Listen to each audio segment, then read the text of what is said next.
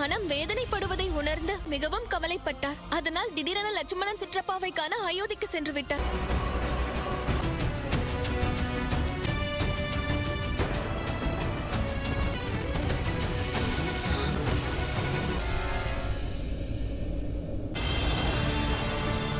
பிரபு,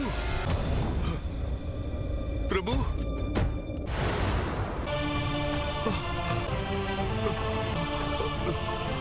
பக்தனின் பக்திக்கு கடவுளையே நிர்பந்திக்கும் சக்தி உள்ளது. இந்த உண்மை என்னவென்றால், லக்குவன் சரையு நதியில் உயிரை மாய்த்துக் கொண்டான்.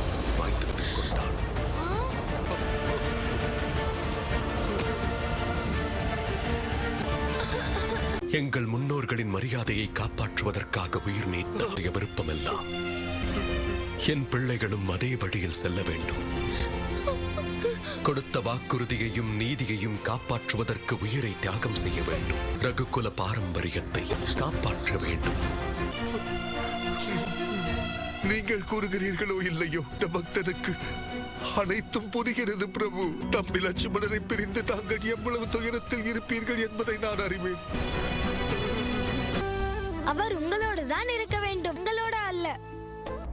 யுத்தத்திற்கு சங்கொலி எழுப்பலாம். இனி நீயும் எங்களோடு வருவாய் அனுமான்.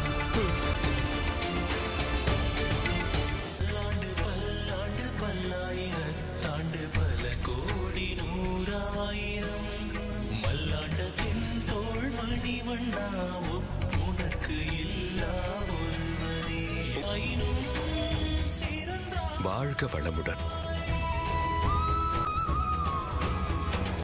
உங்களின் வெற்றி பயணத்தை முடிக்க நீங்கள் தயாரா? சேனையும் தயாரண்ணா. வெற்றியை ஆயுதத்தால் மட்டுமல்ல, நடத்தையாலும் பெறலாம். மடல் வந்திருக்கிறது. நேற்று மன்னரும் அதோடு இளவரசர் பரதனும் லவன் குசன் பிறகு அனுமன் அவர்களை சந்தித்திருக்கிறார்கள்.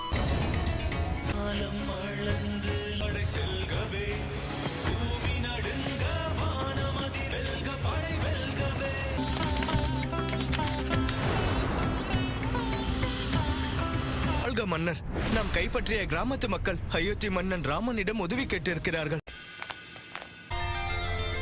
இன்று மாமுனிவர்களை சந்திக்கும் பாக்கியம் நம் இருவருக்கும் இருப்பதாக உணர்கிறேன். யார் நீங்கள்? யாரை சந்திக்க வேண்டும்? எங்கள் இருவரையும் பார்த்துமா புரியவில்லை? உங்களுக்கு அனுமதி இல்லை. இது அகத்திய முனிவரின் குடில். அதுவும் முனிவர்களை சந்திக்க குலம் தேவையில்லை. அறிவை வளர்த்துக் கொள்ள பயணம் மேற்கொண்டோம். உள்ளே இருக்கும் குருவை சந்திக்க வந்திருக்கிறோம். எப்பொழுதாவது எங்களை உள்ளே செல்ல விடுங்கள். உள்ளே செல்வீர்களா? அதுவும் நீங்கள் இருவருமா? இந்த அழகான உலகில் ஏன் இவ்வளவு வெறுப்பாக இருக்கிறாய்? எனும் பிரச்சனை என்றால் கூறுங்கள். யாராவது தண்டனை அளித்திருந்தால் கூறுங்கள். இவர்களுக்கு எப்படி தெரியும் நம் குருநாதர் அளித்த தண்டனையால் தான் இங்கு நிற்கிறோம் என்று? உண்மையை சொல்லிவிடுங்கள். இல்லை என்றால் நீங்கள் தண்டனை பெறுவீர்கள். இப்பொழுதே கூறுகிறேன். நில்லுங்கள். உங்கள் மனதில் சந்தேகம் இருந்தால் நம்பாதீர்கள். அகத்திய முனிவரின் வாயில் காப்பாளர்களுக்கு எச்சரிக்கையா இருங்கள்.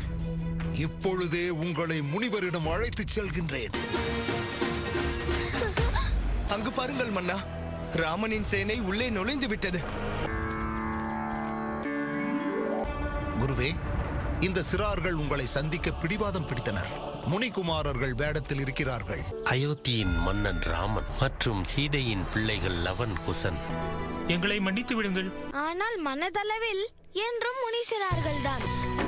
நாங்கள் உலகையே வலம் வந்து கொண்டிருக்கிறோம். அனைத்து வித்தியாசம், அனைத்து வேறுபாடுகளையும் களைய கிளம்பி இருக்கிறோம். இருவருக்காகவும் தான் வெகு காலம் காத்திருந்தேன். பெரிய யுத்தம் உங்களுக்காக காத்துக் கொண்டிருக்கிறது. இந்த யுத்தம் சாதாரண யுத்தமாக இருக்காது, மிகவும் பலசாலி. அவன் கும்பகர்ணனின் மகன்.